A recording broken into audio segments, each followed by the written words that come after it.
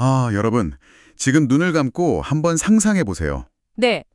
여러분이 오랜만에 진짜 신나는 축제 한가운데 서 있는 거예요. 오, 상상만 해도 기분이 좋네요. 맞아요. 경쾌한 음악이 막 울려 퍼지고 기분이 한껏 달아올라서 그 손에 들고 있던 샴페인병을 마구 흔든 다음에 허공에 시원하게 딱 터트립니다. 아, 그럼 주변에서 막 환호성이 터져 나오겠죠. 네네, 분위기 최고조잖아요. 근데 바로 그 순간에 갑자기 경찰에 다가오더니 여러분한테 아주 무거운 벌금을 부과하는 겁니다. 오, 술 마시고 막 난동을 부린 것도 아닌데요? 그러니까요. 그저 샴페인을 공중에 뿌렸기 때문이라는 거예요. 아, 샴페인을 뿌려서 벌금을 낸다? 네, 되게 황당하게 들리시겠지만 여러분, 이것이 바로 지금 우리 개인의 일상적인 자유를 둘러싸고 벌어지고 있는 새로운 전쟁터의 풍경입니다. 야, 이거 시작부터 확 와닿는데요? 그렇죠. 그래서 오늘 우리가 다뤄볼 흥미로운 주제가 바로 이겁니다. 우리의 지극히 평범한 일상적 선택들, 그리고 그 선을 조용히 넘나드는 국가의 개입에 관한 이야기죠. 네, 오늘 우리가 살펴볼 자료는 2026년 5월 7일에 발행된 아주 흥미로운 칼럼입니다. 제목이 샵 447 국가의 간섭보다 고귀한 개인의 선택, 진정한 자유를 묻다인데요. 제목부터 되게 묵직하네요. 맞아요. 이 자료가 며칠 전인 5월 2일이죠. 독일 프랑크푸르트 알게마인의 찰퉁, 보통 우리가 FAZ라고 부르는 권위지의 정치면에 실린 자유라는 제목의 심층 기사를 바탕으로 아주 날카로운 분석을 내놓고 있습니다. 네, 이 칼럼을 관통하는 핵심 질문은 아주 명확합니다. 국가가 시민의 건강 혹은 우리를 위한다는 그 선의의 이름표를 달고 다가올 때 말이죠. 네네, 그 선을 한번 파헤쳐보는 겁니다. 좋습니다. 자, 이 부분을 한번 파헤쳐볼까요? 방금 제가 오프닝에서 말씀드린 그 황당한 샴페인 이야기부터 시작해보죠. 이게 실제로 독일에서 벌어지고 있는 일이라고요?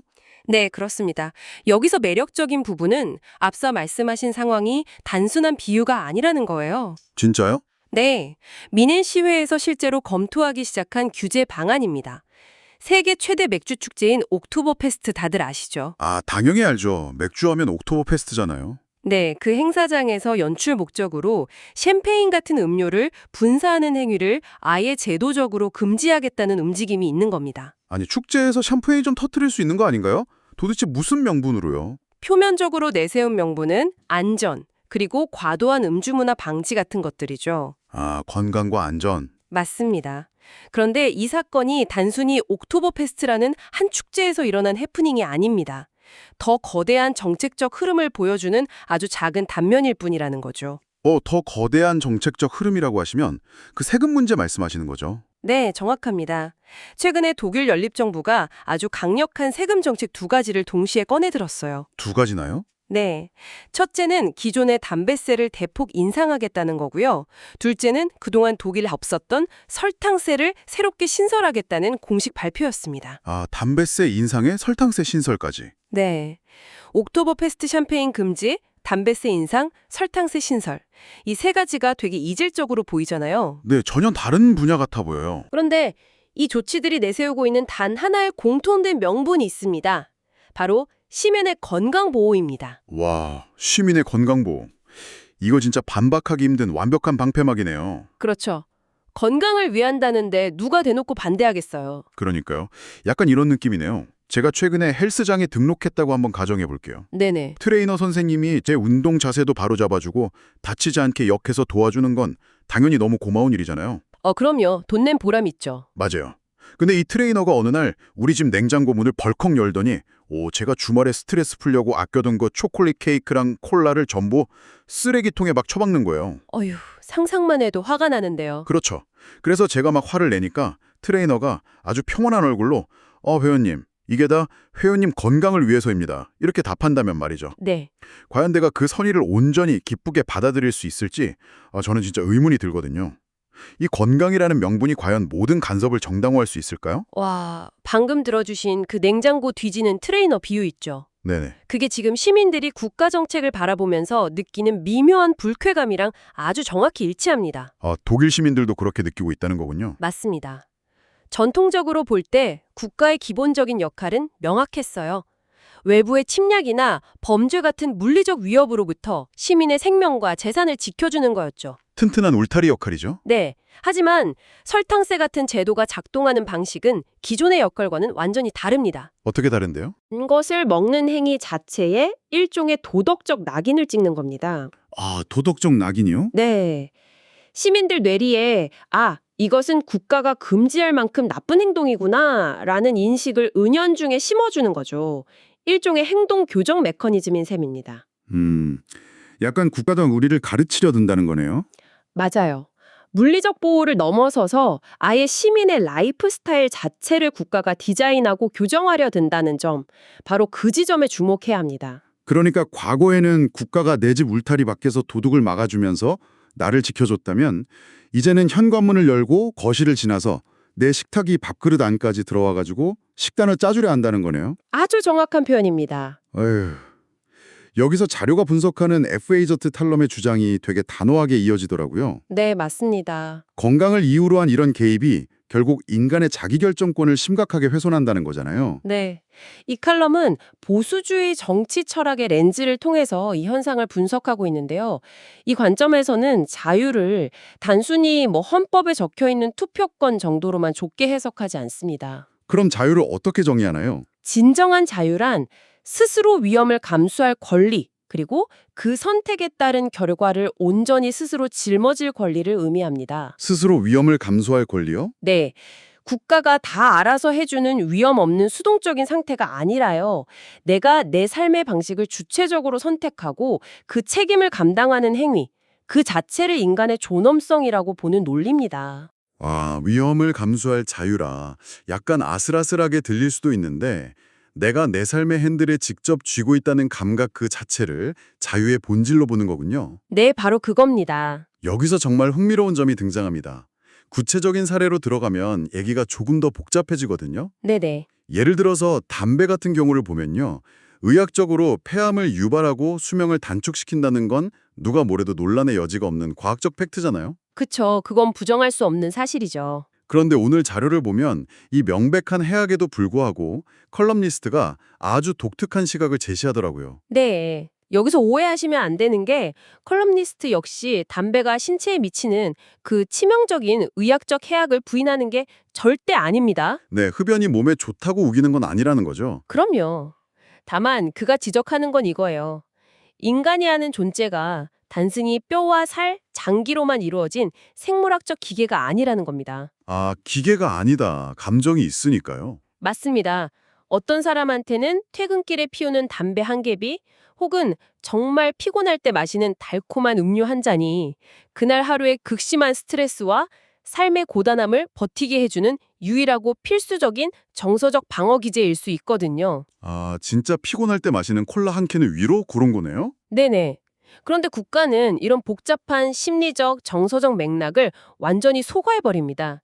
오로지 육체적 해악이라는 단 하나의 잣대만을 들이대는 거죠. 아, 수치로만 본다는 거군요. 네, 인간의 아주 입체적인 삶을 아주 평균적인 통계 데이터로 환원시켜버리는 오류를 범하고 있다는 겁니다. 그렇게 들으니까 그 바이에른주 경제부 장관의 과격한 반응도 이 맥락에서 이해가 가네요. 아, 후베르트 아이방거 장관 말씀이시죠? 네네. 설탕세 도입을 두고 막 중앙정치권이 제정신이 아니라는 짐보다 라고 아주 날을 세워서 비판했잖아요. 네, 엄청 강도 높게 비판했죠. 그러니까 은밀하고 개인적인 우리 집 식탁의 선택을 국가가 세금으로 교정하려는 그 발상 자체가 너무 오만하다는 거였죠. 맞습니다. 시민의 식탁, 소비 습관, 이건 지극히 내밀한 사적 영역이잖아요.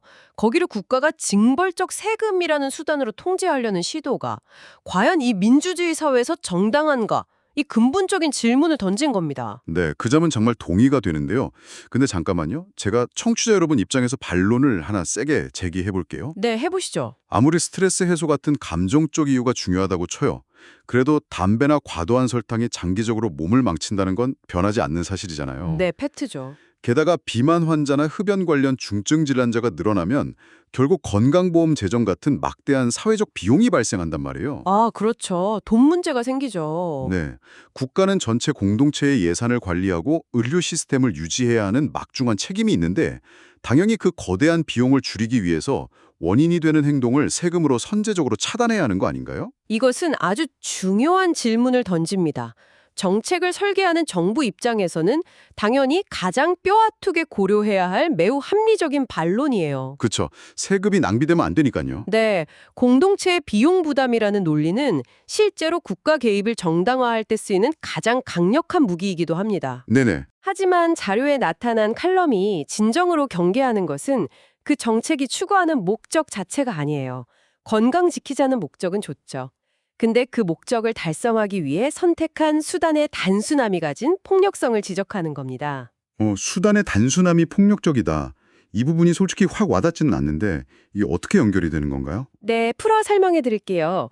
모든 사회적, 개인적 문제를 그저 세금 인상이라는 가장 손쉬운 방법으로 해결하려는 행정적 편의주의를 꼬집는 겁니다. 아, 세금 올리는 게 제일 편하니까. 맞아요. 앞서 말씀드린 것처럼 누군가 과도한 설탕이나 담배에 깊이 의존하는 건 단순히 그 사람이 영양학적 지식이 부족해서가 아니에요. 빈곤, 열악한 노동 환경, 만성적인 스트레스, 이런 복잡한 사회적 요인들이 얽혀 있는 결과인 경우가 훨씬 많거든요. 아, 삶이 고단하니까 더 단 걸 찾고 더 담배를 피우게 된다. 그렇죠. 그래서 진정으로 시민을 보호하고 싶다면 그 팍팍한 삶의 환경 자체를 개선하려는 복잡하고 정말 어려운 노력이 필요합니다. 맞아요. 근본적인 해결책이 필요한 거죠. 그런데 국가는 그런 깊은 고민은 하기 싫은 거예요. 대신에 그냥 음료수 캔에다가 500원 세금 더 붙이는 아주 손쉬운 방식을 택해버리는 겁니다. 진짜 뼈 때리는 분석이네요. 네.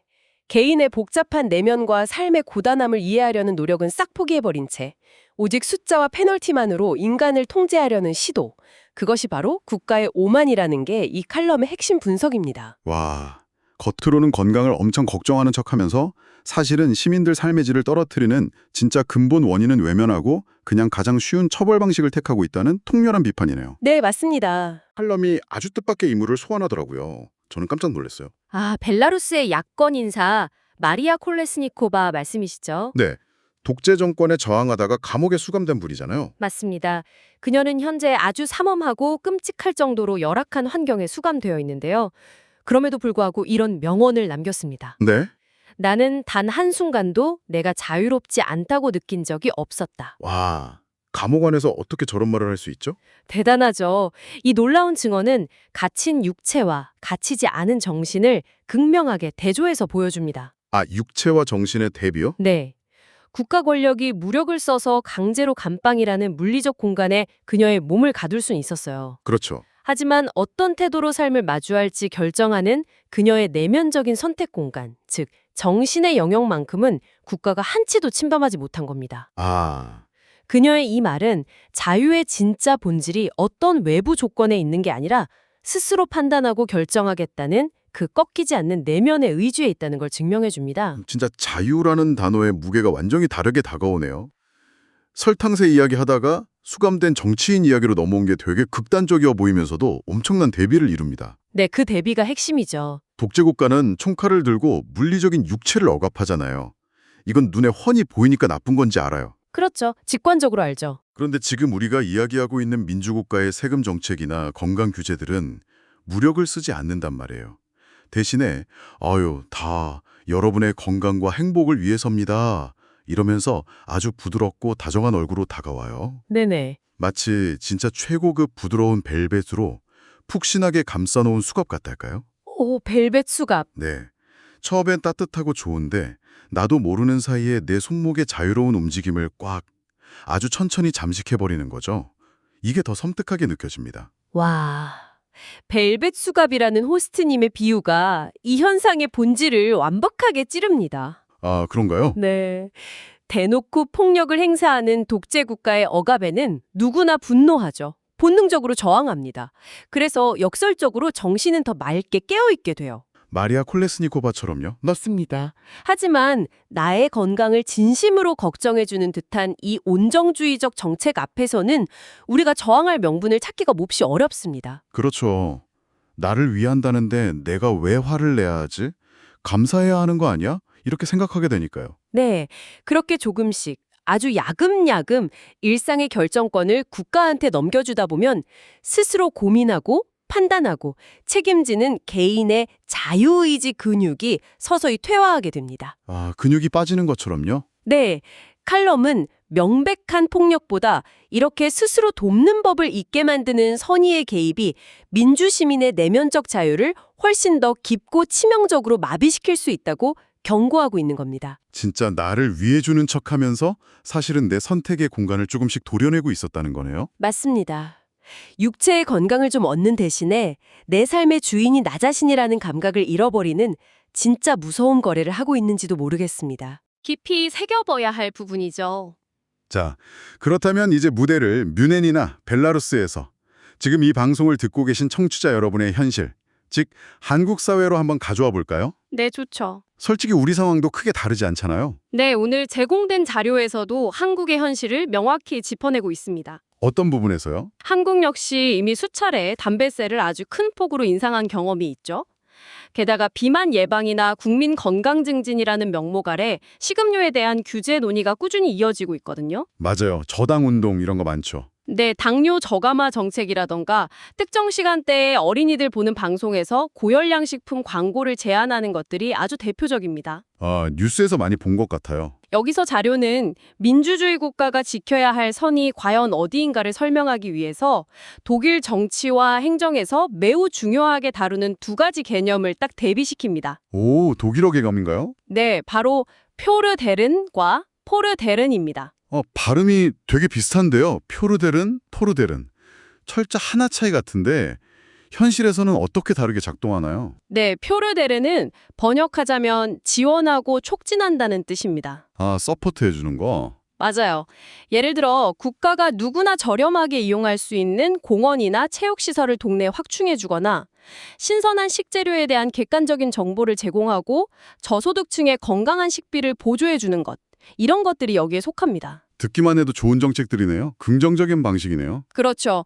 반면에 포르데르는 요구하고 강제한다는 의미입니다. 강제한다. 네, 세금을 매겨서 특정 음식의 가격을 인위적으로 막 올려버리거나 특정한 소비 행위 자체를 법으로 금지함으로써 시민의 행동을 억지로 꺾으려는 식이죠. 아까 그 샴페인 금지나 설탕세 같은 거군요. 정확합니다. 그래서 이 자료는 민주주의 국가의 역할이 철저히 전자인, 즉 피어더른에 머물러야 하며 시민에게 특정한 라이프 스타일을 요구하는 영역으로 선을 넘어서는 절대 안 된다고 아주 명확히 선을 긋고 있습니다. 와, 피어데른과 투어데른. 이거 진짜 기억하기 좋은 개념이네요. 운동할 수 있는 공간을 만들어주는 건 국가의 훌륭한 역할이지만 어떤 음식을 먹고 어떻게 스트레스를 풀지 결정하도록 강제하는 건 명백한 월권이라는 거군요. 네, 완벽한 요약입니다. 그런데 이 논의에서 제가 보니까 되게 흥미로운 계층이 등장하더라고요. 네네. 자료가 특히 한국의 시니어 세대의 시각을 아주 비중 있게 다루고 있어요. 왜 하필 이 논쟁에서 시니어 세대의 관점이 중요하게 다뤄지는 걸까요? 그건 바로 시니어 세대야말로 자유와 책임이라는 이 추상적인 단어들이 그저 책 속의 활자로 있는 게 아니라 삶의 현장에서 얼마나 무겁게 작동하는지 온몸으로 부딪혀 살아오신 분들이기 때문입니다. 경험의 무게가 다르다는 거군요. 네. 수십 년의 그 굴곡진 세월 속에서 수없이 많은 개인적 결단을 직접 내리셨잖아요. 그로 인한 성공과 상처, 그리고 그 결과를 모두 오롯이 자신의 삶으로 짊어져 온 세대입니다. 진짜 산전수전 다 겪으신 분들이죠. 그렇기에 이분들은 국가가 당신을 보호해주겠다는 달콤한 명분을 내세워서 어디까지 선을 넘으려 하는지, 그리고 그것이 언제 숨막히는 통제로 변질되는지를 텍스트가 아닌 본능적인 삶의 경험으로 감지해내십니다. 몸으로 아시는 거네요. 네, 이 논의에서 가장 성숙한 주체로서의 통찰을 보여주시는 거죠? 진짜 숱한 선택의 결과를 오롯이 감당해낸 분들이기에 내 삶의 핸들을 국가라는 남에게 넘겨주는 것이 얼마나 위험천만한 일인지 뼛속 깊이 알고 계신다는 거네요. 맞습니다. 그렇다면 이 모든 것이 의미하는 바는 무엇일까요? 결국 핵심은 아주 간명해 보입니다. 국가는 시민의 부모가 아니다. 이거 아닐까요? 네, 정확합니다. 성인 시민은 국가의 통제나 훈육을 매번 받아야 하는 미성숙한 어린아이가 아니라는 겁니다. 그렇죠. 우리는 어른이잖아요. 네, 국가는 자꾸 시민의 후견인이 되려고 해서는 안 됩니다. 시민 스스로가 판단하고 그 결과에 스스로 책임지는 주체라는 그 뼈대 같은 원칙, 이걸 절대 잊어서는 안 됩니다. 네네. 이걸 더 큰 그림과 연결해 보면요. 건강하고 안전하게 사는 것, 물론 무척 중요하죠. 하지만 내 삶의 방식을 오롯이 나의 의지로 결정할 그 자유 역시 그에 못지않게, 아니 어쩌면 그 이상으로 존엄하고 끝까지 지켜내야 할 가치라는 것. 네. 이것이 바로 오늘 다룬 이 모든 철학적 논의의 최종 종착지라고 할 수 있겠습니다. 와, 우리가 매일 점심에 뭘 먹을지, 저녁에 뭘 마실지 선택하는 그 사소한 일상이 결국은 개인과 국가의 자유 경계선을 정하는 아주 치열한 철학적 전장이라는 사실이 진짜 놀랍습니다. 네, 일상이 곧 철학인 셈이죠. 오늘 우리가 살펴본 자료의 이야기 여정을 짧게 한번 되짚어 볼까요? 네, 좋습니다. 우리는 처음에 그 독일 옥토버 페스트의 샴페인 분사 금지 논란이라는 작은 불씨에서 출발했어요. 네네. 그리고 담배세와 설탕세라는 세금 제도를 통해서 국가가 단편적인 잣대로 시민의 복잡한 정서를 통제하려는 오만함을 짚어봤죠. 맞아요. 이어서 육체는 감옥에 갇혀도 정신만은 자유로웠던 마리아 콜레스니코바의 그 숭고한 증언을 통해서 국가의 온정주의적 간섭이 어떻게 우리 내면의 자유를 잠식하는지 벨벳 수갑 비유로 확인했습니다. 네. 그리고 마지막으로 한국 사회에도 유효한 펴르델은, 즉 지원과 포르델은 요구의 차이를 나누면서 스스로 책임지는 주체로서의 시민의 중요성을 되새겼습니다. 완벽한 정리네요. 오늘 살펴본 이 칼럼의 통찰은 현대를 살아가는 우리 모두에게 아주 명확한 경고를 남기고 있습니다. 어떤 경고일까요? 정보는 차고 넘치고 정책은 점점 더 교묘하고 복잡해지는 사회잖아요. 여기서 국가가 당신의 이익을 우리가 대신 판단해 주겠다고 나서는 그 부드러운 순간을 늘 예민하게 경계해야 한다는 점입니다. 네, 덥석 받아먹으면 안 된다는 거네요. 자, 그럼 이 묵직한 논의를 한 걸음만 더 밀어붙여서요. 오늘 방송을 듣고 계신 여러분의 일상에 조금 도발적인 상상거리를 하나 남겨드리고 싶습니다. 오, 어떤 상상이죠? 오늘 우리는 내내 주로 육체적 건강을 명분으로 한 국가의 규제와 통제에 대해 이야기를 나눴잖아요. 그렇죠. 비만, 흡연 이런 것들이었죠. 네. 그렇다면 만약에 가까운 미래에 국가가 이제는 여러분의 정신건강마저 보호하겠다면서 우리 삶에 아주 적극적으로 개입하기 시작한다면 어떨까요? 와, 정신 건강을 보호하기 위한 규제라. 물리적인 범위를 완전히 넘어선 통제인데 예를 들면 어떤 시나리오가 가능할까요? 이를테면 이런 상황을 진짜 상상해 볼 수 있죠. 국가가 발표를 하는 거예요. 요즘 쏟아지는 정치 비판 뉴스 기사들이 국민들에게 과도한 분노와 스트레스를 유발합니다. 그러니까 이런 기사를 읽을 때는 세금을 매기겠습니다. 헉, 스트레스 세금이네요. 네. 아니면 이 영화 장르는 관객의 우울감을 조장할 위험이 큽니다. 그러니 성인이라도 시청 시간을 일주일에 딱 2시간으로 제한하겠습니다. 이렇게 국가가 직접 나서는 거예요. 이야, 이거 진짜 소름 돋는데요. 그렇죠. 물론 이때도 국가는 여러분, 이 모든 조치는 다 여러분의 멘탈 케어와 행복을 위해서입니다라는 아주 아름다운 명분을 앞세우겠죠. 듣고 보니 육체보다 훨씬 개인적이고 주관적인 내면의 영역이잖아요. 그런데 정책의 논리가 이렇게 확장되면 언제든 그곳까지 규제의 손길이 뻗어갈 수 있겠다는 생각이 확 드네요. 맞습니다. 내 몸의 건강, 내 정신의 평안을 누군가가 대신 지켜주겠다고 아주 친절하게 다가올 때 말이죠. 우리는 도대체 어디서부터 그 선의를 고맙게 받아들이고 어디서부터 단호하게 거절해야 할까요? 정말 어려운 문제죠. 보호와 통제 사이에 이 모호하고 아주 얇은 경계선은 결국 헌법재판소나 정치인들이 알아서 정해주는 것이 아닐 겁니다. 네. 우리 삶의 매 순간순간 선택을 내리는 여러분 스스로가 끊임없이 깨어서 질문하며 그어나가야 할 선이겠죠. 맞습니다. 주체성을 잃으면 안 되겠습니다. 네, 오늘 하루 여러분의 일상 속 크고 작은 선택들을 마주하실 때마다 이 흥미롭고 조구는 서늘한 질문을 한 번쯤 스스로 곱씹어 보시기 바랍니다. 오늘 살펴본 자료 이야기는 여기서 마무리하겠습니다. 네, 오늘도 의미 있는 시간이었네요. 끝까지 함께해 주신 여러분 고맙습니다.